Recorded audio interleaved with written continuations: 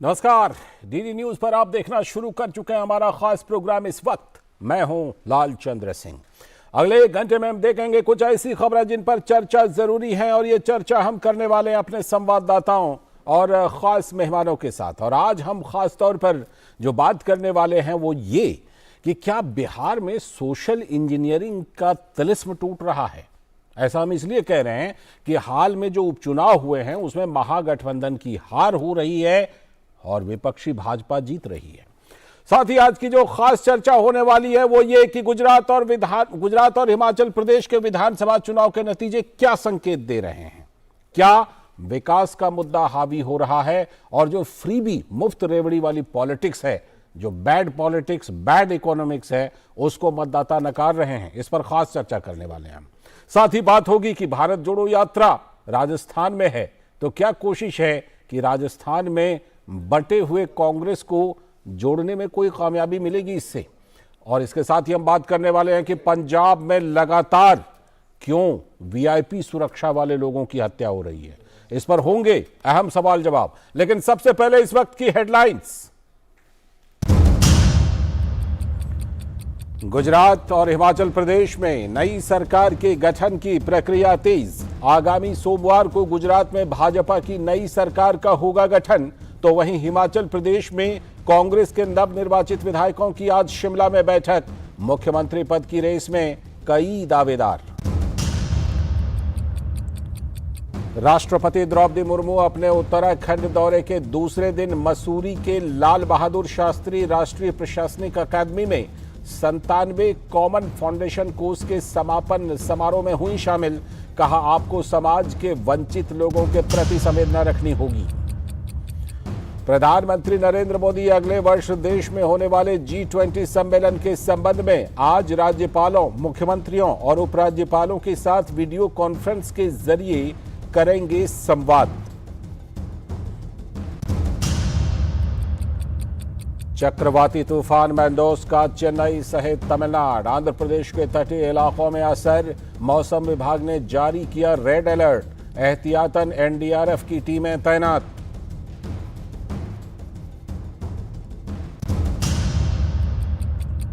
और राजस्थान के जोधपुर में दर्दनाक हादसा। एक घर में शादी के दौरान आग लगने से 3 बच्चों और 2 महिलाओं की मौत। करीब 60 लोग घायल। गैस सिलेंडर फटने के कारण हुआ यह हादसा। ये थी इस वक्त की हेडलाइंस, और अब हम देखते हैं खबरों को विस्तार से करते हैं चर्चा की शुरुआत। और आज सबसे पहली चर्चा बिहार की राजनीति से बड़ी खबर से जुड़ी हुई, क्योंकि बिहार में हुए उपचुनाव में बीजेपी की जीत और जेडीयू की हार के बाद उठते हुए अहम सवाल हैं जो आज हम पूछने वाले हैं। और ये अहम सवाल, कुढ़नी विधानसभा में जेडीयू की हार के बाद सुशील मोदी ने मुख्यमंत्री नीतीश कुमार का मांगा है इस्तीफा। सुशील मोदी ने महागठबंधन पर उपचुनाव में पैसा बांटने और लालू यादव के किडनी ट्रांसप्लांट को लेकर इमोशनल कार्ड खेलने का आरोप लगाया। और इससे पहले महागठबंधन को पटकनी देकर गोपालगंज उपचुनाव भी भारतीय जनता पार्टी जीत चुकी है, जबकि कुढ़नी में भी बीजेपी को जीत मिली। अभी आरजेडी से नीतीश कुमार के हाथ मिला लेने के बाद भी अब तक 2 बार हार चुका है महागठबंधन। अब जेडीयू के साथ कोई नहीं, नीतीश कुमार के हाथ में कोई भी वोट बैंक नहीं, ऐसा दावा सुशील मोदी कर रहे हैं। अति पिछड़ा वोट बैंक भी भाजपा के साथ। इसी का परिणाम है कि कुढ़नी विधानसभा उपचुनाव में भाजपा की जीत हुई, ये सुशील मोदी कह रहे हैं। सवाल ये उठ रहा है कि क्या विकास के मुकाबले खड़ी की गई महागठबंधन की सोशल इंजीनियरिंग हो रही है फुस, और वो बेअसर हो रही है। बिहार उपचुनावों के नतीजे ने दिया देश को राजनीतिक संदेश कि विकास का मुद्दा सबसे ऊपर है। ये संदेश निकल कर आ रहा है। सोशल इंजीनियरिंग के नाम पर नीतीश कुमार के आरजेडी से हाथ मिलाने का दांव क्या उल्टा पड़ रहा है, और क्या अब बिहार में जाति के बजाय विकास की राजनीति का सिक्का ज्यादा चल रहा है? ये सवाल उठ रहे हैं, और इन सवालों को लेकर मैं चलता हूं अपने संवाददाता राजेश राज के पास, जो जुड़ चुके हैं हमारे साथ। राजेश, सबसे पहली बात ये कि देखिए, जिस तरह से कि हुआ था महागठबंधन का फिर से निर्माण, नीतीश कुमार ने फिर से हाथ मिलाया लालू यादव की आरजेडी के साथ। जाहिर सी बात है कि इसके पीछे कहीं ना कहीं ये था कि जातीय समीकरण, इस तरह की सोशल इंजीनियरिंग करेंगे जिससे कि बिहार की राजनीति में अपने आप को बढ़िया से स्थापित कर पाए। लेकिन पहले गोपालगंज का नतीजा और अब कुढ़नी का नतीजा, ये याद रखिए कि उधर आरजेडी और जेडीयू साथ हैं, उसके बावजूद बीजेपी सीट निकाल रही है। क्या संदेश निकल कर आ रहा है राजेश? देखिए, गोपालगंज की जो हार थी, उस हार के बाद आरजेडी को कुढ़नी में सबक लेना चाहिए था, लेकिन आरजेडी ने अपनी जीती हुई सीट नीतीश कुमार को गिफ्ट कर दी। और वहां से अनिल सहनी, जो राज्यसभा में पहले जनता दल यूनाइटेड के राज्यसभा में सांसद थे, उन्होंने मात्र 100 वोटों से वहां पर जीत दर्ज की थी कुढ़नी में। आपको याद होगा कि बहुत मशक्कत के बाद उन्हें वो सीट जीतने में कामयाबी हाथ लगी। अनिल सहनी जब टिकट घोटाले में जब वो आरोपी होते हैं तो उनको सीट छोड़नी पड़ती है, और उसके बाद वो डिमांड करते हैं कि जब मोकामा में अनंत सिंह, जो बाहुबली नेता हैं, जिनके घर में AK-47 पकड़ाता है और उसके बाद उनकी मेमोरी चली जाती है, तो फिर आरजेडी उनकी पत्नी को उम्मीदवार बना सकती है, तो फिर अनिल सहनी की पत्नी को उम्मीदवार क्यों नहीं बनाया जा सकता है। उन्होंने यह भी सवाल खड़ा किया कि अगर एक मल्लाह का टिकट कटता है, वो निषाद समाज से आते हैं, तो एक निषाद समाज के लोगों को ही टिकट दिया जाए। तो मुझे जो लगता है, जो मोटे तौर पर मैं मुजफ्फरपुर में जो हमने बातचीत करी, उसके आधार पर मुझे जो दिखाई पड़ रहा है कि कहीं ना कहीं एक मल्लाह का टिकट कटकर वो टिकट कुशवाहा को चला जाता है और जनता दल यूनाइटेड वहां से चुनाव लड़ती है। आरजेडी अगर चुनाव लड़ती तो हो सकता था कि परिस्थिति कुछ और बदल सकती थी। लेकिन ऐसा लगता है, आपको ऐसा लगता है कि सोशल इंजीनियरिंग के नाम पर हाथ तो मिला लिया, लेकिन जब टिकट देने की बारी आती है तो उतनी अच्छी सोशल इंजीनियरिंग नहीं कर पा रहे हैं ये लोग। लेकिन दूसरी तरफ भारतीय जनता पार्टी की अगर बात करें तो क्या वो टिकट देने के मामले में और नब्ज पहचानने के मामले में 20 पड़ रही है, भारी पड़ रही है महागठबंधन पर, जो कि गोपालगंज में भी जीत मिली और कुढ़नी में भी। देखिए, कुढ़नी में केदार गुप्ता पहले भी भारतीय जनता पार्टी के विधायक रह चुके हैं और वो वैश्य समुदाय से आते हैं, और बिहार में वैश्य समुदाय के लोग भी ओबीसी में आते हैं। खास करके जो मैं बता रहा था आपको कि निषाद समुदाय में कहीं ना कहीं यह मैसेज गलत गया कि एक निषाद के बेटे की मेमोरी जाती है तो किसी दूसरे निषाद को लड़ाया जाना चाहिए था। और नीतीश कुमार ने अपने लवकुश समीकरण को इंटैक्ट रखने के लिए कभी मंत्री रह चुके मनोज कुशवाहा को चुनाव मैदान में उतारा। मनोज कुशवाहा की छवि उतनी दमदार नहीं रही है और आउटडेटेड प्लेयर वो माने जाते रहे हैं। इस कहीं ना कहीं वहाँ से बसावन भगत हो, उमेश कुशवाहा हो, कई जो कोयरी बिरादरी से आने वाले जो विधायक थे वो चुनकर वहाँ आते रहे हैं। लेकिन मल्लाहों की तादाद वहाँ पर अच्छी खासी है, और एक मल्लाह का टिकट कटकर जनता दल यूनाइटेड स्वयं चुनाव मैदान में जब चली जाती है तो कहीं ना कहीं अति पिछड़े वर्ग के जो मतदाता है उनका मोह भंग होता है महागठबंधन से। और वही मोटे तौर पर दिखाई पड़ रहा है कि महागठबंधन का जो अति पिछड़ा वोट था वह शिफ्ट कर गया भारतीय जनता पार्टी में, जिसकी वजह से कुढ़नी में जेडीयू को हार का सामना करना पड़ा। और एक छोटी सी बात लालचंद आपको बताना चाहूंगा कि कहीं ना कहीं नीतीश कुमार के साथ जो साख और विश्वास का संकट जो बढ़ा है, उसकी वजह से अब तेजस्वी यादव को भी यह जवाब देना पड़ रहा है। तेजस्वी यादव के पास साख और विश्वास का संकट नहीं था, लेकिन नीतीश कुमार के साथ जाने के बाद जो उनकी लोकप्रियता है क्या घट रही है, यह एक बड़ा सवाल कहीं ना कहीं लोगों के जनमानस पर है। और आपको याद होगा कि जब बिहार में काबा गीत गाने वाली नेहा सिंह राठौर ने यह सवाल तेजस्वी से भी किया था कि 15 साल चच्चा और 15 साल पप्पा, यानी 30 साल का हिसाब भतीजा को अब देना पड़ेगा। 15 साल उनके पिताजी लालू प्रसाद और 15 साल आपने जिस तरह से जिक्र किया कि कुढ़नी में केदार गुप्ता पहले भी जीतते थे, तो ऐसी ही चीजों को काउंटर करने के लिए तो हाथ मिलाया सोशल इंजीनियरिंग के लिए। इसका मतलब ये हुआ कि हाथ मिलाने के बावजूद कहीं ना कहीं महागठबंधन उस चीज को हासिल नहीं कर पा रहा है जिस चीज के लिए कि नीतीश कुमार ने वापस जाकर आरजेडी से हाथ मिलाया है। राजेश, बिल्कुल आपने सही कहा कि जो अपनी उनकी जो खोई जमीन थी, उस जमीन को वापस पाने के लिए नीतीश कुमार ने कहीं ना कहीं आरजेडी के साथ हाथ मिलाया। लेकिन जो मोटे तौर पर मैं देख पा रहा हूं बिहार की सियासत को, उसमें कहीं ना कहीं जो नीतीश कुमार की लोकप्रियता दिनों दिन घटती जा रही है वह एक बड़ी वजह है। और आरजेडी के साथ जाने के बावजूद भारतीय जनता पार्टी अकेले चुनाव मैदान में आकर किला फतह कर रही है। जाहिर तौर पर जिस जिन्न का लालू प्रसाद कभी जिक्र किया करते थे, कहते थे कि मतपेटी से जिन्न निकलता है, वह जिन्न अति पिछड़ा वोट हुआ करता था, जो एक साथ ही लालू प्रसाद से शिफ्ट होकर नीतीश कुमार में चला गया। और जैसा सुशील मोदी से आज मैंने इंटरव्यू किया, उनकी बातचीत करी, तो उन्होंने कहा कि अब वो जो जिन्न है वो धीरे धीरे भारतीय जनता पार्टी में शिफ्ट होता जा रहा है और अति पिछड़े वोटों का जो कैरेक्टर रहा है कर्पूरी ठाकुर के जमाने से, कि वो जिसके साथ भी जाता है पूरा अपना समुदाय, पूरा समूह लेकर जाता है। और करीब बिहार में 32% अति पिछड़े वर्ग के लोगों की का वोट है, जिसमें कि मल्लाह समुदाय के लोग, धानुक समुदाय के लोग, नोनिया समुदाय के लोग हैं और अन्य जो छोटी छोटी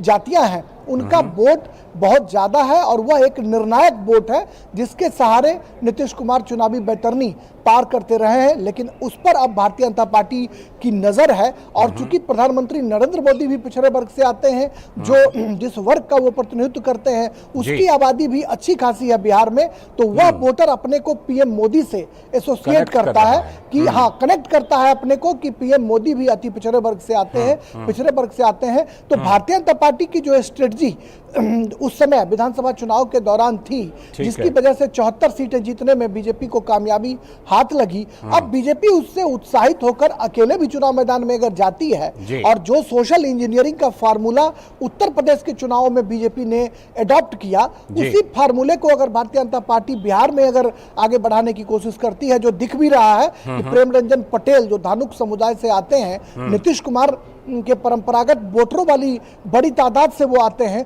उनको राज्यसभा में भेजने का काम जो है वो भारतीय जनता पार्टी ने किया। और जो उनकी बिरादरी के लोगों ने मोकामा में भारतीय जनता पार्टी को जमकर वोट भी किया। तो कहीं ना कहीं अति पिछड़े वर्ग में सेंधमारी भारतीय जनता पार्टी की एक स्ट्रेटजी है। और आने वाले दिनों में जो लालू प्रसाद के स्वजातीय वोटर हैं उन पर भी भारतीय जनता पार्टी की पैनी नजर है। और सीमांचल के इलाकों में जहां पर मुस्लिम मतदाताओं की बहुलता है, वहां पर लालू प्रसाद के स्वजातीय मतदाता भी अब भारतीय जनता पार्टी को वोट करने लगे हैं, जो महागठबंधन के लिए कहीं ना कहीं चिंता की लकीरें बढ़ा सकता है। और राजेश, जैसा कि सुशील मोदी ने अपनी बातचीत में बात ये कही है कि कुढ़नी विधानसभा सीट के लिए हुए उपचुनाव में महागठबंधन की तरफ से पैसा बांटने का आरोप लगाया, ये भी कहा कि लालू यादव का जो किडनी ट्रांसप्लांट हुआ है उसको लेकर के इमोशनल कार्ड भी खेला महागठबंधन ने। लेकिन क्या ये सारी चीजें कुढ़नी विधानसभा सीट पर महागठबंधन के काम नहीं आ पाई?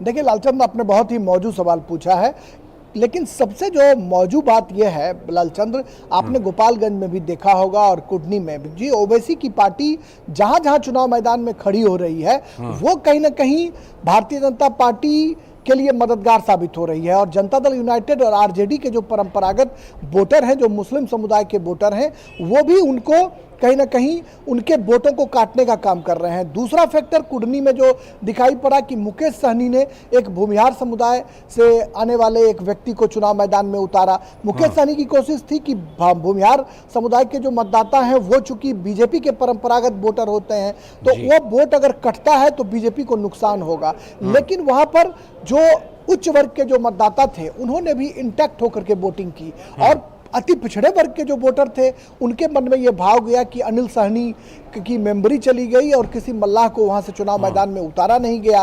तो कहीं ना कहीं अति पिछड़े वर्ग की गोलबंदी, उच्च वर्ग के जो मतदाता हैं उनमें जो क्षरण, जो उसमें टूट डालने की कोशिश मुकेश सहनी की तरफ से की गई थी, उसको इंटैक्ट रखने की भारतीय जनता पार्टी ने कोशिश की। और यही उनके जीत की सबसे बड़ी जो वजह थी वो बनी है। और महागठबंधन में कहीं ना कहीं जो नीतीश कुमार की लोकप्रियता का जो आकलन जो तमाम जो पॉलिटिकल पंडित कर रहे हैं, वो कहीं ना कहीं इस बात को समझ सकते हैं कि लवकुश को इंटैक्ट करने के लिए एक मल्लाह का टिकट काटकर अगर कुशवाहा बिरादरी से मनोज कुशवाहा को चुनाव मैदान में उतारा गया तो फिर इंटायर जो ओबीसी मतदाता थे वो महागठबंधन के साथ जा सकते थे, लेकिन ऐसा हो नहीं पाया। तो यह कहीं ना कहीं इमोशनल कार्ड हो या फिर सोशल इंजीनियरिंग जो महागठबंधन की फितरत रही है उसको भारतीय जनता पार्टी ने जो एडॉप्ट किया उसका सीधा सीधा लाभ जो है वो दिखाई पड़ रहा है। और आने वाले दिनों में अगर बीजेपी इसी तरह से सोशल इंजीनियरिंग फॉर्मूला को अगर अपनाती रही तो बिहार की कहीं ना कहीं जो सियासी फिजा है वो बदल सकती है। एक सवाल जो कि यहाँ पर मुझे महत्वपूर्ण लग रहा है राजेश, आपने कहा कि वो सीट कुढ़नी सीट लड़ना चाहिए था आरजेडी को, लेकिन दे दिया जेडीयू को। क्या ऐसा कुछ है कि जब दोबारा महागठबंधन में नीतीश कुमार गए हैं, हाथ मिलाया है, तो अभी तक कहीं ना कहीं वो गैप है, वो दरार है और विश्वास का, भरोसे का वो बंधन, वो तालमेल दोनों पार्टियों के बीच अभी तक नहीं बन पाया है? ये भी इसका एक उदाहरण हो सकता है कि वहां पर लड़ना चाहिए था आरजेडी को लेकिन लड़ा दिया जेडीयू को। देखिए, बिल्कुल आपने सही कहा कि तालमेल का अभाव तो दिखाई पड़ता है। हालांकि तेजस्वी जो कभी अपने चाचा को पलटू चाचा कहा करते थे, मंचों पर ताबड़तोड़ पैर छूने का काम लगातार कर रहे हैं, क्योंकि मुख्यमंत्री की कुर्सी साफ साफ उनको दिखाई पड़ रही है। निश्चित तौर पर चाचा को सॉफ्ट करने के लिए भतीजे जो हैं वो लगातार उनका चरण स्पर्श करते हुए देखे जाते हैं। कई मौकों पर खुले तौर पर ऐसा दिखाई पड़ा है। और ये भी कहा जा रहा है कि अब लालू प्रसाद की आरजेडी में उतनी नहीं चलती जितनी कि तेजस्वी ने अपना ग्रिप पार्टी पर बना लिया है। तीसरी बात जो अहम है कि नीतीश कुमार और तेजस्वी यादव, इन दोनों, तेजस्वी बहुत हद तक नीतीश कुमार की कॉपी करने की कोशिश करते हैं, बहुत कम बोलने की कोशिश करना, फाइलों के निपटारे में ये कहना कि नीतीश कुमार जिस तरीके से कार्य का निष्पादन करते हैं उसको सीखना। इसके बावजूद कुढ़नी कहीं ना कहीं सबक है कि आरजेडी ने अपनी परंपरागत सीट को छोड़कर, सिटिंग सीट अमूमन कोई नहीं छोड़ता है, लेकिन सिटिंग सीट छोड़कर मनोज कुशवाहा को चुनाव मैदान में उतारना, लवकुश समीकरण को, और उपेंद्र कुशवाहा का एक बयान जो है उसको बहुत संक्षेप में आपको कोट करना चाहूंगा कि उन्होंने, उपेंद्र कुशवाहा ने रिजल्ट आने के तुरंत बाद ट्वीट किया, कहा कि जनता हमारे हिसाब से नहीं चलती है, जनता के हिसाब से हमें चलना होगा। उपेंद्र कुशवाहा संसदीय बोर्ड के केंद्रीय संसदीय बोर्ड जनता दल यूनाइटेड के अध्यक्ष हैं। नीतीश कुमार ने उन्हें पार्टी में लाई है। अब देखना होगा कि जनता दल यूनाइटेड में भी इस विरोध का बिगुल जो है उपेंद्र कुशवाहा के बयान के बाद फूटता हुआ दिखाई पड़ रहा है। ऐसे में क्या कुछ नया समीकरण का आगाज होता है, उसका हम लोगों को इंतजार रहेगा। बिल्कुल, उसका इंतजार करना होगा। और आपने एक बात जो कही ना कि जनता के हिसाब से चलना पड़ेगा, ऐसा लगता है कि जनता जो है वो दिनों दिन ज़्यादा परिपक्व होती जा रही है। और बिहार जैसा राज्य जहाँ पर जाति का कार्ड, सोशल इंजीनियरिंग सबसे ऊपर हुआ करता था, ऐसा 2 उपचुनावों से ऐसा लग रहा है कि वो कहीं ना कहीं उसके ऊपर विकास का मुद्दा भी भारी पड़ रहा है। बहुत बहुत शुक्रिया राजेश जुड़ने के लिए और विस्तार से बातचीत करने के लिए, विश्लेषण करने के लिए। तो हमारे संवाददाता राजेश राज हमसे जुड़े हुए थे और बिहार की राजनीति में इन दिनों जो दिखाई पड़ रहा है, खासतौर पर उपचुनाव के नतीजों में, उस पर हम बात कर रहे थे। वक्त है एक ब्रेक का, और ब्रेक के बाद जब लौटेंगे तब करेंगे आज की खास चर्चा। हमने अभी आपको दिखाया कि बिहार के उपचुनाव का क्या पैगाम है। अब हम जो खास चर्चा करने वाले हैं वो इस पर कि गुजरात और हिमाचल प्रदेश विधानसभा के जो नतीजे आए हैं उसमें क्या पैगाम छुपा हुआ है, कैसी पॉलिटिक्स होनी चाहिए, कैसी इकोनॉमिक्स होनी चाहिए, इसी पर करेंगे खास चर्चा। वक्त है एक ब्रेक का। हमने फसल बीमा योजना को अधिक प्रभावी बनाया, उसके दायरे में ज्यादा किसानों को लाए। नहीं है डर, नहीं फिकर, मिली हमें नई डगर, फसल का करवा के बीमा, किसान की चिंता को छीना, हुआ सुरक्षित कल, सुरक्षित फसल निश्चित किसान, फसल बीमा सबका समाधान। आज ही प्रधानमंत्री फसल बीमा योजना से जुड़ें और फसल नुकसान से होने वाली आर्थिक हानि से निश्चिंत हो जाएं, ताकि प्राकृतिक और स्थानीय आपदा पर भी फसल नुकसान होने पर आप उसकी सही कीमत पाएं।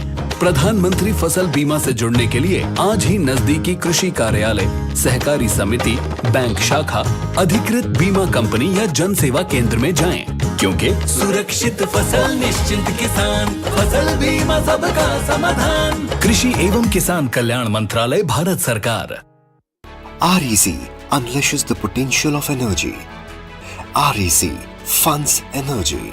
Funding that catalyzes Funding that inspires. Funding that transforms. For sustainability and reliability. For investment and development. Adding value. Every day in every way. This is what our energy is. This is REC.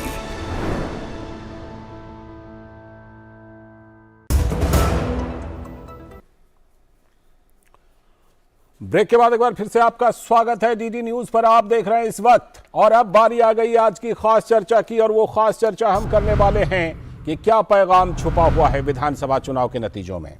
Gujarat और हिमाचल प्रदेश विधानसभा चुनाव के नतीजों के क्या हैं मायने, इसी को हम तलाशने की कोशिश करेंगे आज की चर्चा में।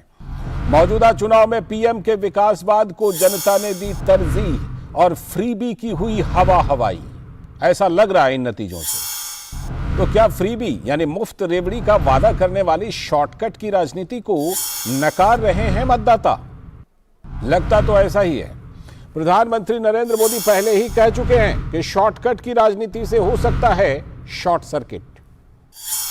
तो गुजरात में बीजेपी की रिकॉर्ड और बम्पर जीत के बाद एक बार फिर से पीएम ने इस मुद्दे को उठाया है और खास तौर पर कहा है कि आमदनी अठन्नी खर्चा रुपया की प्रवृत्ति जो है वो देश के लिए नुकसानदायक और खतरनाक है।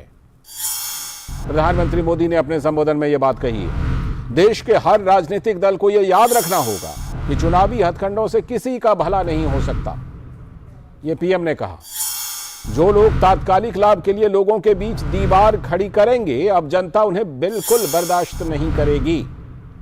ये दो राज्यों के जनादेश में दिखाई पड़ रहा है। फॉल्ट लाइंस को बढ़ाकर नहीं बल्कि इन्हें गिराकर भारत का भविष्य बनेगा, यह पीएम ने कहा है। तो पैगाम यही है कि देश की समृद्धि से बढ़ेगी सभी की समृद्धि और रेवड़ी कल्चर से होगा आखिरकार सभी का नुकसान। फ्रीबी का कल्चर बैड पॉलिटिक्स भी है और बैड इकोनॉमिक्स भी, और देश के लिए खतरनाक है। फ्रीबी के लंबे चौड़े वादे कर राज्यों में कुछ पार्टियां सत्ता में तो आ जाती हैं लेकिन नहीं संभाल पाती हैं अर्थव्यवस्था को, और मुफ्त रेवड़ी से हो रहा है राज्यों की अर्थव्यवस्था का भारी नुकसान। और पंजाब जैसे राज्य जो हैं वो तो इसके सबसे बड़े उदाहरण हैं। पहले सुन लेते हैं प्रधानमंत्री ने जो शॉर्टकट पॉलिटिक्स है उस पर क्या कुछ कहा विधानसभा चुनाव के नतीजे आने के बाद। हम सिर्फ घोषणा करने के लिए घोषणा नहीं करते, हम राष्ट्र निर्माण के व्यापक मिशन के लिए निकले हुए लोग हैं। इसलिए सिर्फ 5 वर्ष के राजनीतिक नफा नुकसान को देखते हुए हम कोई भी घोषणा नहीं करते। हमारी हर घोषणा के पीछे एक दूरगामी लक्ष्य होता है, एक रोड मैप होता है। ये बात स्पष्ट है कि देश आज शॉर्टकट नहीं चाहता। देश का मतदाता आज इतना जागरूक है कि क्या उसके हित में है, क्या उसके अहित में है, वो अच्छी तरह जानता है। देश का वोटर जानता है कि शॉर्टकट की राजनीति का कितना बड़ा नुकसान देश को उठाना पड़ेगा। आज देश में कोई संशय नहीं कि अगर देश रहेगा, देश समृद्ध होगा तो सबकी समृद्धि तय है। तो प्रधानमंत्री ने यह खास तौर पर एक बार फिर से इस चर्चा को छेड़ा है और इसीलिए हम भी आज चर्चा कर रहे हैं। इस पर पहले भी हम लोग चर्चा कर चुके हैं लेकिन आज हम फिर से इस पर चर्चा कर रहे हैं। शैलेंद्र मिश्र हमारे संवाददाता इस चर्चा में हमारे साथ जुड़ रहे हैं और साथ में अजय शेहरावत जी जो कि भारतीय जनता पार्टी की तरफ से हैं, भारतीय जनता पार्टी के प्रवक्ता, और साथ ही ज्योति कुमार सिंह जी जो कांग्रेस के प्रवक्ता हैं। बहुत बहुत स्वागत अजय जी और ज्योति जी, आप दोनों का भी, और शैलेंद्र आपका भी। शैलेंद्र, मैं चर्चा की शुरुआत सबसे पहले आपसे करता हूं क्योंकि आपने प्रधानमंत्री नरेंद्र मोदी का जो वो संबोधन है उसको ध्यान से सुना है। आमदनी अठन्नी खर्चा रुपया की बात उन्होंने की और उन्होंने कहा कि ये देश के लिए बहुत खतरनाक है। क्या प्रधानमंत्री ने एक बार फिर से इस चर्चा को छेड़ करके ये बताने की कोशिश की है कि ये जो फ्रीबी और शॉर्टकट वाली पॉलिटिक्स है उसे देश की जनता भी समझ रही है, और उसी का नमूना है कि गुजरात और हिमाचल प्रदेश में ये सिक्का नहीं चला। की जनता न केवल समझ रही है बल्कि लालचंद्र संदेश भी बहुत स्पष्ट तौर पर दे रही है कि देखिए, शॉर्टकट की राजनीति मत कीजिए, कैसे राज्य को, देश को आगे ले जाना है उसके बारे में एक ठोस विजन के साथ सामने आइए। उदाहरण आप देखिए, गुजरात में आम आदमी पार्टी जो वादे करती है वो दरअसल गुजरात के कुल बजट से ज्यादा होता है। तो अपने आप में वो दिखाता है कि आप वादे ही वही कर रहे हैं जो पूरे नहीं किया जा सकते, जब राज्य के कुल बजट से कई गुना ज्यादा आप वादे कर दे रहे हैं। तो क्या ये सिर्फ जनता को लुभाने का चुनावी एक तरीका है चुनाव के समय? तो निश्चित तौर पर गुजरात की जनता ने उसको समझा और उसको नकारा, और ये एक संकेत दिया कि देखिए, उन ठोस मुद्दों के साथ सामने आइए, उन ठोस विजन के साथ सामने आइए कि कैसे राज्य का विकास किया जा सकता है जिसमें जनता का विकास निहित है, कैसे कल्याणकारी योजनाओं का 100% लाभ जनता तक पहुंचाया जा सकता है। तो हम जो कल के चुनावी नतीजे आए हैं उसमें ये संदेश स्पष्ट तौर पर देखते हैं। जैसा कि कल प्रधानमंत्री ने कहा भी कि ये जो मैंडेट है ये भ्रष्टाचार और परिवारवाद के खिलाफ है। ये दरअसल ये दिखाता है कि कैसे चुनौतियों से पार पाने को लेकर एक राजनीतिक दल की जो सोच है उस पर जनता भरोसा करती है। तो निश्चित तौर पर बाकी दलों को भी ये एक संदेश देने की या फिर अपने एक तरह से जो रणनीति है उसमें बदलाव की जरूरत है कि वो जनता को भरोसा दिलाएं कि देखिए, उनके पास विजन है, चुनौतियों से लड़ने की क्षमता है, जो सामने एक तरह से कठिनता आती है उससे निपटने की क्षमता है। ठीक है, मैं लौटता हूं आपके पास। और प्रधानमंत्री ने क्योंकि ये बात कही है तो मैं जाऊंगा अजय जी के पास बाद में, लेकिन पहले मैं ज्योति जी के पास ही चलता हूं। ज्योति जी, हिमाचल प्रदेश में आपके पार्टी को सत्ता मिली, सबसे पहले तो बहुत बहुत बधाई। हिमाचल में ये ट्रेंड भी रहा है और उस ट्रेंड को आपने कायम रखा। लेकिन ये सवाल उठ रहे हैं कि जिस तरह से लंबे चौड़े वादे किए जाते हैं, चाहे वो पुरानी पेंशन स्कीम की बात हो, कांग्रेस ही वो पार्टी थी जो उदारीकरण लेकर के आई, जिसने आर्थिक सुधार किए थे। और हम जानते हैं कि पुरानी पेंशन स्कीम जैसी चीज़ों की बात करना एक बैड इकोनॉमिक्स है, इसको सभी अर्थशास्त्री मानते हैं।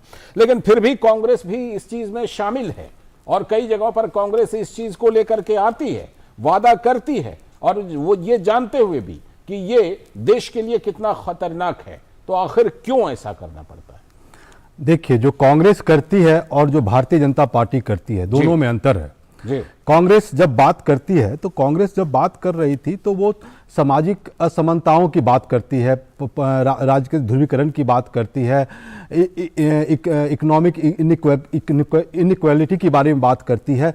लेकिन कांग्रेस भारतीय जनता पार्टी और आप पार्टी की तरह नहीं करती है कि हम फ्री में चावल दे देंगे, फ्री में दूध दे देंगे, हम किसी स्टेट को वोट लेने के लिए 1,25,000 करोड़ दे देंगे। इस तरह की बातें कांग्रेस पार्टी नहीं करती। कांग्रेस पार्टी क्या बात करती है? कांग्रेस पार्टी अभी की जो बात है, मैं उसकी जब 2 रुपए की जो आप बात करना चाह रहे हैं, वो जब गरीबी, जब देश आजाद हुआ, जब देश आजाद हुआ तो इस देश में एक सुई नहीं था, इस देश में सुई नहीं था। आज जब हम आर्थिक विषमताओं की बात करते हैं, आज जब ये बात कर रहे हैं गुजरात में 2020 और 21 में जो निगेटिव ग्रोथ रेट हुआ वो कितना आपको पता है? 1.35। मैं उस पर आ रहा हूं। 2013 में आजादी के 66 साल बाद, आजादी के 66 साल बाद, ज्योति जी 1 मिनट, आजादी के 66 साल बाद आपको लगभग 90 करोड़ लोगों को 2 रुपए किलो गेहूं देना पड़ा। क्यों?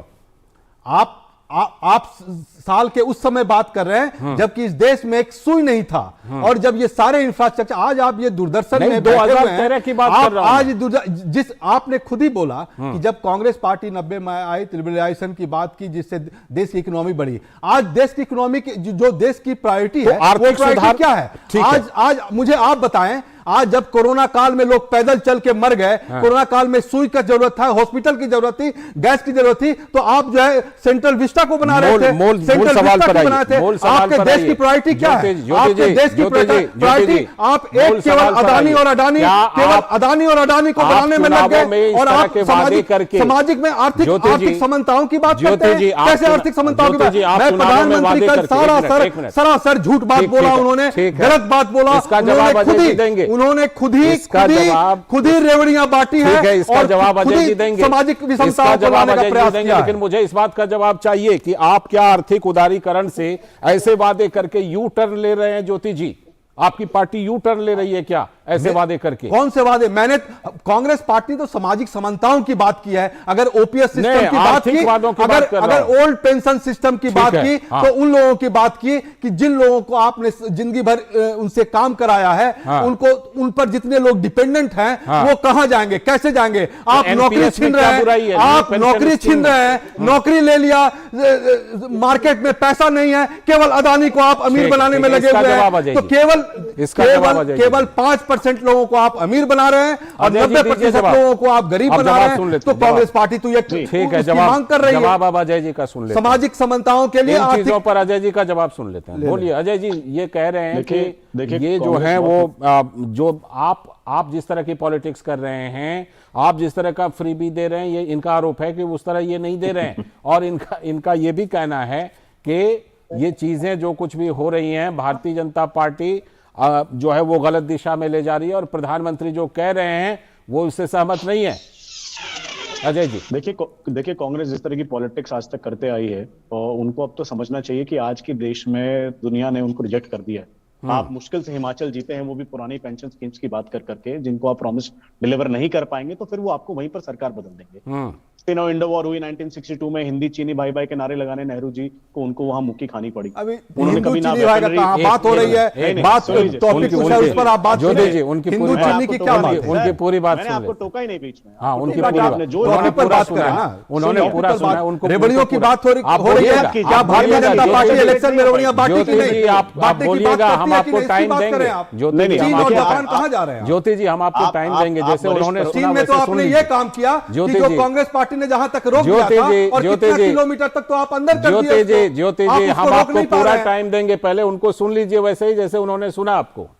आप वरिष्ठ प्रवक्ता हैं, कम से कम डिबेट की एक डिसेंसी को मेंटेन जी, बिल्कुल, मैं बोल रहा हूं आप सुने, जब आप बोल रहे थे ठीक है, बोलिए अजय जी, बोलिए। अभी ना तो कभी कांग्रेस ने वेपनरी सिस्टम इंडिया में डेवलप करने की कोशिश करी, ना इंडिया का कभी इंफ्रा डेवलप करने की कोशिश करी। आज आप मेरठ एक्सप्रेस वे देख लो, दिल्ली के आसपास के 60,000 करोड़ के हाईवे के प्रोजेक्ट देख लो। आज दिल्ली, आज एनसीआर, आज इंडिया में जो इंफ्रा डेवलपमेंट हो रही है, हाईवेज की डेवलपमेंट जो आज हो रही है, आज वो पूरी दुनिया देख रही है। आज पूरी दुनिया इंडिया का लोहा मान रही है, सिर्फ आप नहीं। आज मोदी जी सिर्फ देश के लीडर नहीं, ग्लोबल लीडर्स की रेटिंग में आते हैं। आज G20 की प्रेसिडेंसी हम कर रहे हैं। अरे आपको तो फक्र होना चाहिए, आपको गर्व होना चाहिए अपने प्रधानमंत्री पे। आज वो जहां जाते हैं तो उनका लोहा माना जाता है। वो आपके भी प्रधानमंत्री हैं। आप हो सकता है विपक्ष में हो, आप हो सकता है कांग्रेस में हो, लेकिन आज के प्रधानमंत्री आपके भी प्रधानमंत्री हैं। रही बात डेवलपमेंट की, अगर हमने कोरोना के समय में वैक्सीन डेवलप करी, पहली बार ऐसा हुआ, नहीं तो पोलियो की वैक्सीन इंपोर्ट कर करके कांग्रेस वालों ने 20-25 साल लगा दिए थे। आज तक कोई वैक्सीन इंपोर्ट करते करते इनका सारा काम इंपोर्ट पे था। इनको मेक इन इंडिया पे विश्वास नहीं था।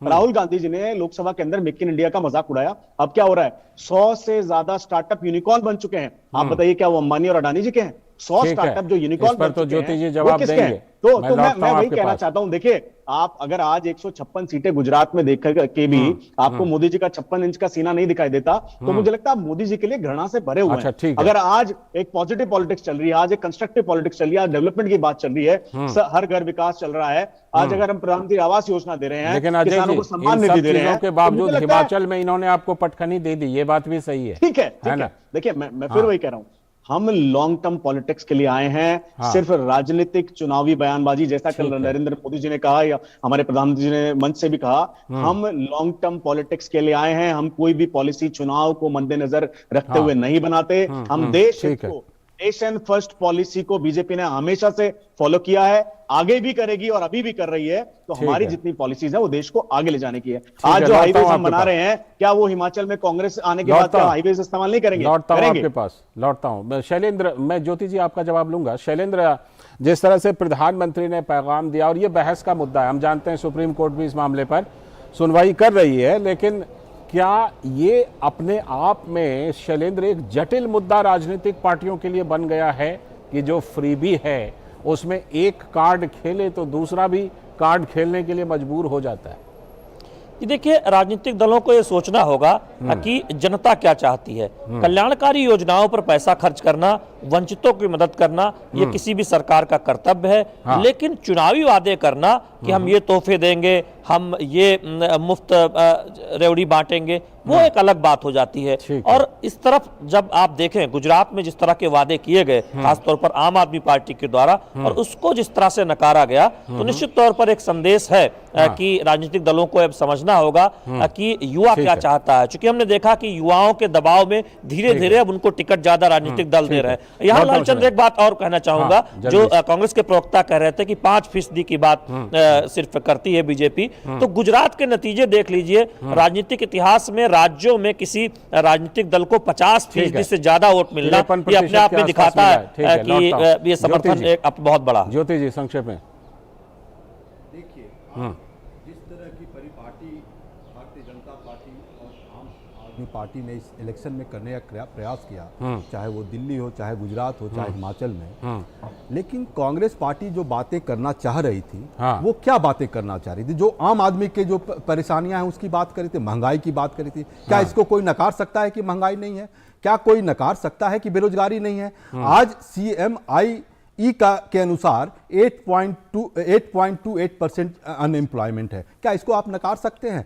गुजरात केवल गुजरात में 1.5 करोड़ BPL है, बिलो पॉवर्टी लाइन है। सारे मुद्दे आपको विधानसभा चुनाव में उठाने चाहिए। ठीक है ना? नहीं उठे। मैं कहना क्या चाह रहा हूं कि ये लोग जिस तरह की राजनीति जो रेवड़ियां बांट के करना चाहते हैं, ये करना चाहिए। और लोग अब आप कहेंगे वोट उसको मिल जाते हैं, लेकिन आप देखें इस बेरोजगारी, जिस तरह से आपने उन लोगों का, गरीब लोगों का माइंड अरेस्ट कर लिया है। आप नौकरी का इंतजाम नहीं कर रहे हैं, मार्केट में पैसा नहीं ला रहे हैं, केवल 2-3 लोगों को अमीर बना रहे हैं, बाकी लोग को गरीब बना रहे हैं। हो सकता है, लेकिन इन मुद्दों को उठाइए ना चुनाव में जाकर के। बिल्कुल चुनाव में उठा, बिल्कुल चुनाव। लेकिन जो भारतीय जनता पार्टी है वो पोलराइजेशन की राजनीति करती है, समाज को बांटने की राजनीति करती है। जो गरीब लोग हैं अपनी नौकरी और धंधा खोजने में इसमें परेशान रहते हैं। अजय जी बोलिए अजय जी। देखिए, कांग्रेस को अपनी जो घृणा की जो राजनीति है, उनको मोदी जी से जो घृणा है, उनके नेता पहले भी बहुत बार खराब स्टेटमेंट देते रहे हैं।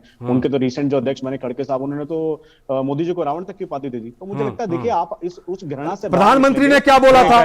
प्रधानमंत्री ने प्रधानमंत्री ने जर्सी गाय बोला था, जर्सी गाय बोला था, की बेटी बोला था। तब आपको नहीं समझ में आया। और आपको जब आपके प्रधानमंत्री के बारे में बोलते हैं तो आपको मिर्ची लगने लगती है। ज्योति जी कोई चर्चा ज्योति जी ऐसा है, ये क्या बात हुई? ये तो कोई बात नहीं हुई। ऐसा है कि देखिए, इस तरह से एक दूसरे के ऊपर कीचड़ उछालते रहेंगे। उन्होंने बोला ना, मैं तो शुरू नहीं किया, मुद्दे की बात शुरू नहीं किया मैंने। मुद्दे की बात क्या है? मुद्दे की बात ये है, महंगाई है, बेरोजगारी है। मुद्दे की बात यह है कि बैड पॉलिटिक्स और बैड इकोनॉमिक्स पर क्यों जाते हैं राजनीतिक दल। ये आज की बहस का मुद्दा है। चलिए, बहुत बहुत शुक्रिया, करेंगे कभी और चर्चा इस पर, और क्योंकि ये मुद्दा जो है वो ऐसा है जिस पर सुप्रीम कोर्ट भी सुनवाई कर रही है। अजय जी बहुत बहुत धन्यवाद, ज्योति जी आपका भी, और शैलेंद्र आपका भी जुड़ने के लिए बहुत बहुत धन्यवाद। तो आज हम खास तौर पर चर्चा कर रहे थे कि जो गुजरात और हिमाचल प्रदेश के चुनाव के नतीजे आए, उसमें क्या संकेत छुपे हुए हैं, खास तौर पर उन पार्टियों के लिए, उन नेताओं के लिए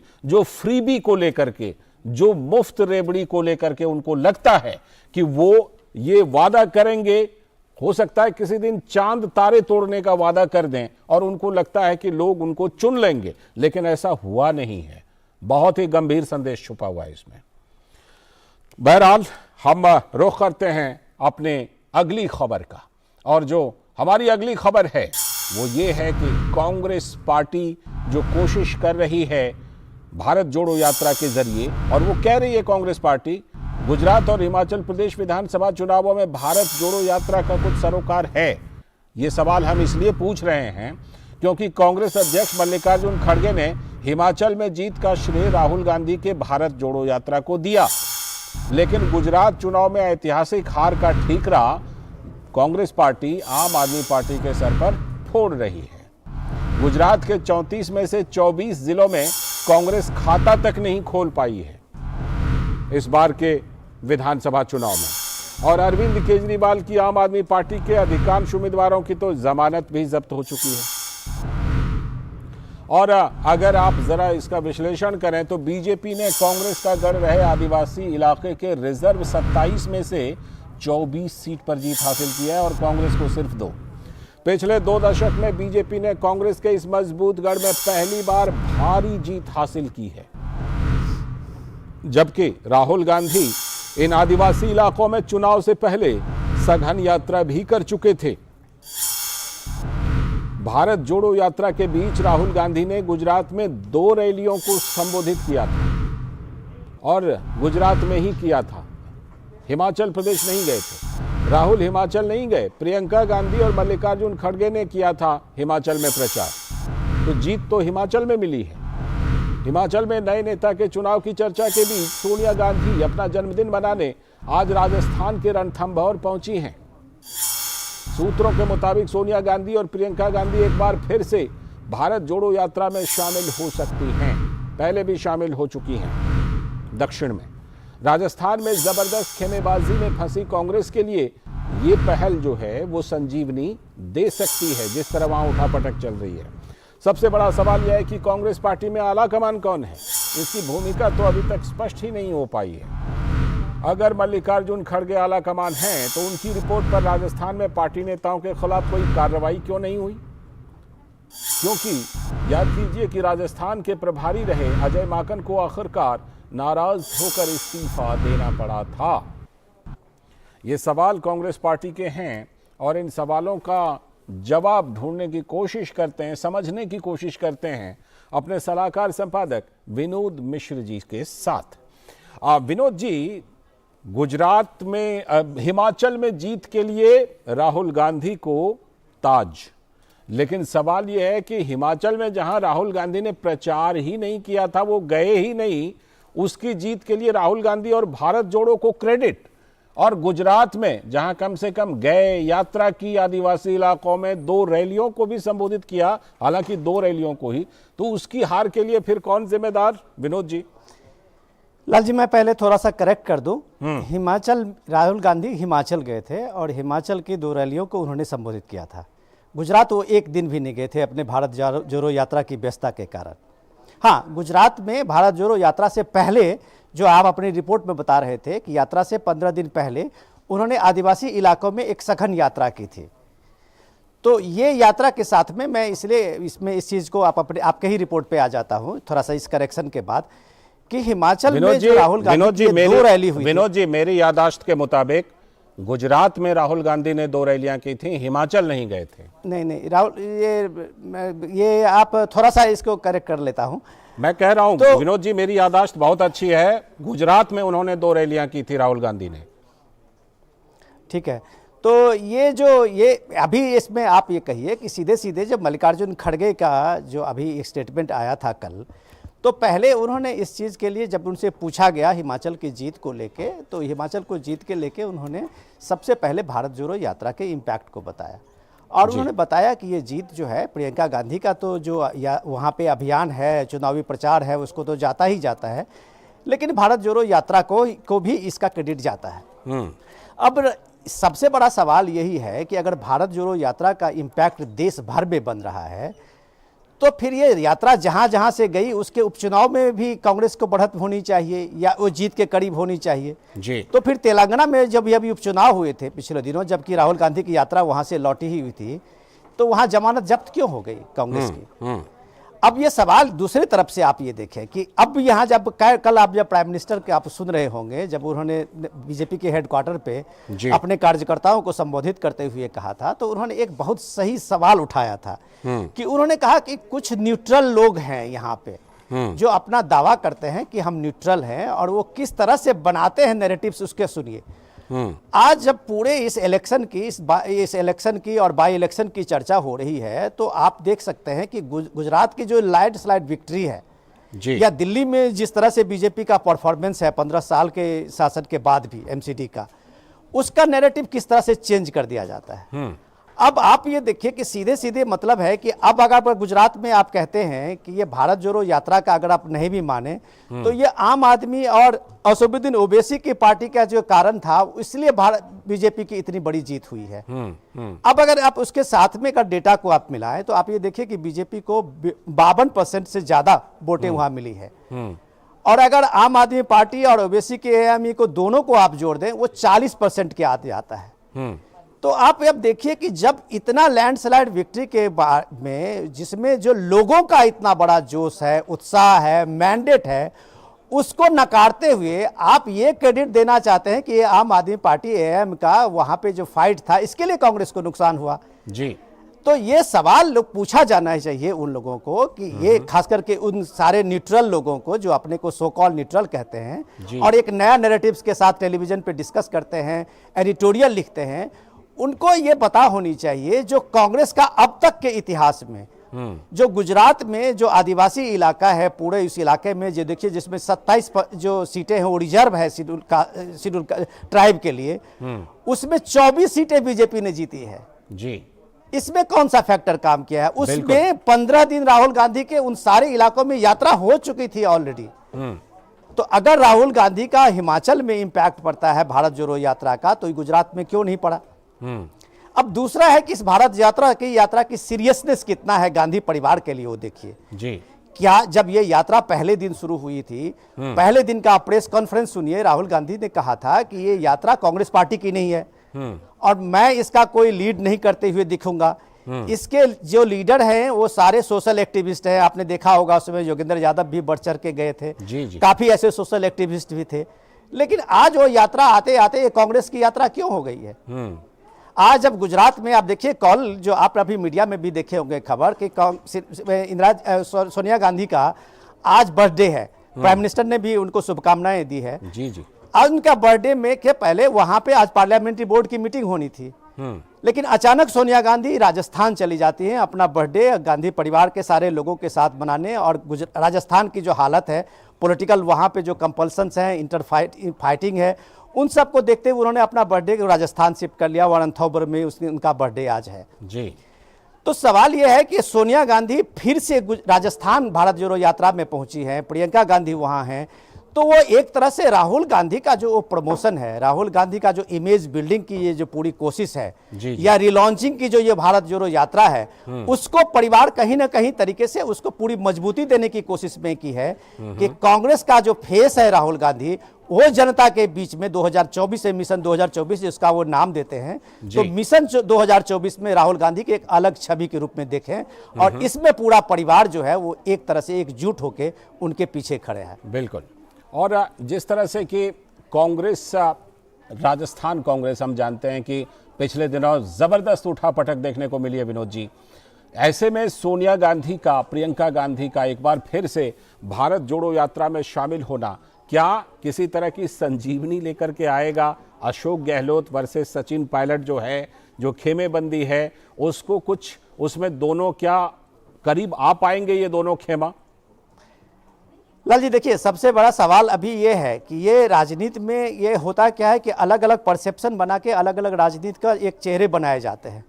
अभी आप गुजरात के चुनाव के बाद अभी असेंबली का चुनाव हिमाचल में भी हुआ है, कांग्रेस की जीत हुई है। कांग्रेस उस जीत के बाद भी अभी उसका लीडर कौन होगा, नया नेता चुनने के लिए वहां माथापच्ची चल रही है। यहाँ कहीं आपको आला कमान का वो भूमिका आप नहीं देखेंगे, पर्यवेक्षक वहाँ है। अब 3 लोगों में से तय करना है, वहाँ एक परिवार वहाँ भी हावी है, वीरभद्र सिंह का परिवार जो है वहाँ भी हावी है कि उनकी पत्नी सीएम के सबसे बड़े दावेदार हैं। कांग्रेस के पीछे में जो डर है वो यही डर है जो आपको राजस्थान में दिखता है या दूसरे स्टेट में दिखता है, या दूसरे स्टेट में जो पार्टी को टूट फूट का खतरा दिखता है। भले ही उस बाद में उसका नाम लोटस दिखाया जाता है, ऑपरेशन लोटस बताया जाता है, लेकिन ये ऑपरेशन लोटस की जो नैरेटिव्स है उसके पीछे क्या सच आप देखिए कि अभी हिमाचल में जो हो रहा है वो इसके पीछे है। वजह है कि कांग्रेस के आला कमान को यह तय करना है कि वो सीएम का एक ऐसा फेस हो जो पार्टी को एक साथ जोड़ के कम से कम 2 साल 5 साल तक ले चले। लेकिन अगर इन तीनों में जो 3 जो वहां दावेदार सीएम के उभर के आए हैं, अगर उसमें से एक का भी पलड़ा को भारी करने की कोशिश की गई तो दूसरा जो है वो कभी भी इस पार्टी में अपनी बगावत कर सकता है जी। राजस्थान में वही चीज हुआ है। राजस्थान में आप देखिए कि सचिन पायलट ने पूरे राजस्थान के पिछले 2017 का जो इलेक्शन का था उसका पूरा कमान सचिन पायलट ने लिया था। जीत जो है उसका क्रेडिट जो आते आते उन्होंने राहुल गांधी को मिला, लेकिन सीएम अशोक गहलोत बन गए जी। ये दर्द जो है वो अभी तक सचिन पायलट को है और सचिन पायलट इसके लिए बराबर संघर्ष करते रहे हैं। अब सचिन पायलट को अगर वो पार्टी के अध्यक्ष को अगर अशोक गहलोत सीएम बतौर सीएम उसको निकम्मा बताते हैं तो आप सोच सकते हैं कि पार्टी की हालत क्या है। जी। तो इन सारी चीजों को समझते हुए सोनिया गांधी अपने एक तरह से अब बर्थडे के ही बहाने अब एक तरह से वो कैंप किया हुआ है राजस्थान में जी। कि भारत जोड़ो यात्रा में कम से कम जो पार्टी में जो इन फाइटिंग है उसको कम से कम एक पेज पे लाया जाए। अशोक गहलोत को और सचिन पायलट को डांस करते हुए भारत जोड़ो यात्रा में लोगों ने देखा या वो दिखाया गया। तो ये सारी चीजें हो रही है, वो इसलिए हो रही है कि आपको अगले साल में राजस्थान का चुनाव होना है। जी जी। और राजस्थान के चुनाव में यही सूरत फिर से उभरने वाली है कि कांग्रेस का लीडर कौन है या लीडरशिप की भूमिका, आलाकमान की भूमिका कहां है। जी बिल्कुल बिल्कुल। और ये देखना होगा कि आला कमान अपनी भूमिका को साबित कर पाते हैं या नहीं कर पाते हैं। और सबसे पहली बात तो ये कि इस सवाल का भी जवाब मिलना बाकी है कि आखिर जो असली आला कमान कांग्रेस में है वो कौन है। बहुत बहुत शुक्रिया आपका जुड़ने के लिए और इस खबर पर चर्चा करने के लिए। और अब हम रुख कर रहे हैं पंजाब का, जहां पर कुछ बड़े सवाल उठ रहे हैं। और ये बड़ा सवाल है कि पंजाब में फिसड्डी कानून व्यवस्था पर राज्य के विपक्षी दलों का सवाल। और विपक्ष के जो दल हैं उनका क्या सवाल, ये किस वजह से है, इसे जरूर देखिए कि एक और कारोबारी की हत्या ने पंजाब में कानून व्यवस्था की हालत पर लगा दिया है सवालिया निशान। सिक्योरिटी कवर में टिमी चावला अपना कारोबार कर रहे थे लेकिन उनकी हत्या कर दी गई। ये बड़े सवाल खड़े कर रही है। कारोबारी को माफिया सरगनाओं के फोन कॉल आते रहते थे। टिमी चावला को सूत्रों के मुताबिक 30 लाख रुपए उनसे मांगी गई थी। जब कारोबारी टिमी चावला ने पैसे नहीं दिए तो उनकी हत्या कर दी गई। पिछले 1 महीने की ही अगर बात कर लीजिए तो पुलिस प्रोटेक्शन वाले और वीआईपी सिक्योरिटी वाले 3 लोगों की हत्या हो चुकी है पंजाब में। शिवसेना नेता सुधीर सूरी की भी हत्या भारी सुरक्षा के बीच पुलिस अफसरों की मौजूदगी में कर दी गई। डेरा सच्चा सौदा के प्रदीप सिंह की हत्या भी सरेआम करना पूरे पुलिस प्रशासन को पंजाब में चुनौती देने जैसा था। ऐसे में सवाल उठ रहा है, कौन है ये हत्यारे, क्या है इनका मकसद, और इसे समझने में असफल रही है भगवंत मान सरकार। लेकिन सियासत का एंगल बनाने में लगातार गढ़ा जा रहा है एक से बढ़कर एक एजेंडा। क्योंकि सिद्धू मूसावाला की हत्या के जो मास्टरमाइंड है उसको अमेरिका में पकड़ लिए जाने का वादा सीएम मान गुजरात के चुनावी प्रचार में जाकर करते हैं। लेकिन हत्या के मास्टरमाइंड गोल्डी बरार का वायरल वीडियो इस दावे की पोल को खोल देता है। तो चुनावी समर में पंजाब मॉडल और फ्रीबी के सहारे केजरीवाल ने राष्ट्रीय पार्टी का दर्जा तो जरूर हासिल कर लिया है, लेकिन पंजाब आज जिस मुहाने पर खड़ा है इससे देश की चिंता बढ़ गई। आकांक्षा सक्सेना हमारी संवाददाता चंडीगढ़ से जुड़ चुके हैं। आकांक्षा, ये 3 वीआईपी लोगों की हत्या और वो भी फिरौती नहीं देने के बाद ये हत्या, तो ये आखिर राज्य के पुलिस प्रशासन पर, कानून व्यवस्था पर, राज्य सरकार पर बड़े सवाल खड़े कर रही है। आकांक्षा लालचंद जी, अगर हम देखें तो पिछले 6 महीने से जो लॉ एंड ऑर्डर सिचुएशन है वो बद से बदतर होती जा रही है। पंजाब पे छोटे छोटे जो गैंग्स हैं वो सक्रिय हो गए हैं। आप देखेंगे कि छोटी छोटी अमाउंट्स के ऊपर जो है मांगा जा रहा है, फिरौती मांगी जा रही है और हत्या कर दी जा रही है। ये सारी गैंग्स जो हमने देखा था कि सिक्योरिटी कवर जो है एक बार सिद्धू मूसेवाला का हटाया गया था, उसके बाद उनकी हत्या कर दी गई थी और जो उनकी हत्या करने वाला आदमी था उसकी ये कहा गया, आज भगवंत मान ने चीफ मिनिस्टर ने अपने उसमें बयान में कहा कि हमने गोल्डी बरार को कैलिफोर्निया में अमेरिका में पकड़ लिया है, पर ऐसी कोई भी पुष्टि वहां की सरकार द्वारा नहीं की गई। इवन डीजीपी पंजाब ने भी इसकी पुष्टि नहीं करी थी, पर अभी भी इस बात की कोई पुष्टि सरकारी तौर पे नहीं हुई है। तो एक तरीके से ये जो बातें हैं, कभी बीएमडब्ल्यू के साथ हमारा पैक्ट हो गया है पर बीएमडब्ल्यू कभी खुलकर आगे नहीं आया, तो ये सारी बातें सिर्फ मेरे ख्याल से लाइमलाइट में आने के लिए भगवंत मान कर देते हैं। और कहीं ना कहीं जब आपने कहा कि गुजरात के इलेक्शंस हो गए और आम आदमी पार्टी का वहां पर जो उन्होंने अपना वहां पे काम करने का जो उनका तरीका था, कहीं ना कहीं यहाँ पंजाब बहुत कॉम्प्रोमाइज हो रहा है। आम आदमी पार्टी नेशनल पार्टी बनना चाहती है, बनने के लिए कोशिश कर रही है और कहीं ना कहीं खामियाजा पंजाब को भुगतना पड़ रहा है क्योंकि पंजाब की तरफ वो अच्छी तरीके से काम नहीं कर पा रहे हैं। यहाँ पे हम लॉ एंड ऑर्डर सिचुएशन देखेंगे तो बहुत सारी जो पुलिस फोर्स थी पंजाब की, वो इलेक्शंस के टाइम पे गुजरात में भी जो वीआईपीज थे उनके साथ गई थी, और कहीं ना कहीं कॉम्प्रोमाइज हो रहा है। और जो बड़े छोटे जो आपके माफियाज हैं वो बहुत सक्रिय हो गए हैं पंजाब में इस वक्त। बिल्कुल। और जिस तरह से कि ये भगवंत मान गुजरात चुनाव प्रचार में जाकर के इस मुद्दे को खुद उठाते हैं कि हम ये कार्रवाई कर रहे हैं, हम ये हासिल कर रहे हैं, लेकिन पंजाब में जिस तरह की व्यवस्था है उसको लेकर के विपक्षी दल हमलावर हो रही है भगवंत मान सरकार पर आकांक्षा, क्या कुछ विपक्षी दलों ने कहा है? जी बिल्कुल, जो पंजाब का हाल है वो तो सभी देख रहे हैं, और विपक्षी दल भी जो है बढ़ चढ़कर इसके बारे में बोल रहे हैं।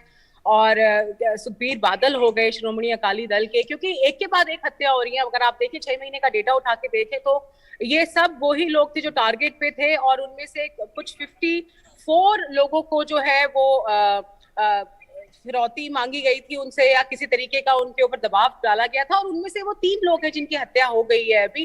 तो ये इस वक्त बहुत क्लियर है कि विपक्षी दल भी जो है इसको बहुत बारीकी से देख रहा है, और कहीं ना कहीं लॉ एंड ऑर्डर सिचुएशन का जो हाल है वो बहुत बहुत खराब होता जा रहा है। पुलिस भी जो है वो कोई कार्रवाई नहीं कर पा रही है, उसका क्या कारण है ये तो नहीं बता सकते, पर कहीं ना कहीं अभी जो डीजीपी भी हैं वो भी एडहॉक पर हैं, और कहीं ना कहीं मेरे ख्याल से सरकार भी बैकिंग नहीं दे पा रही है पुलिस को कि वो अच्छे तरीके से काम कर पाए। तो ये लॉ एंड ऑर्डर सिचुएशन जो खराब होने का जो कारण है ये बहुत बड़ा कारण हो सकता है। लालचंद जी, चलिए, बहुत बहुत शुक्रिया आकांक्षा इस खबर पर जुड़ने के लिए और विस्तार से जानकारी देने के लिए। तो इसी के साथ आज के इस वक्त में इतना ही। पूरी टीम को दीजिए अनुमति, लेकिन डीडी न्यूज पर खबरों और कार्यक्रमों का सिलसिला लगातार जारी है। नमस्कार।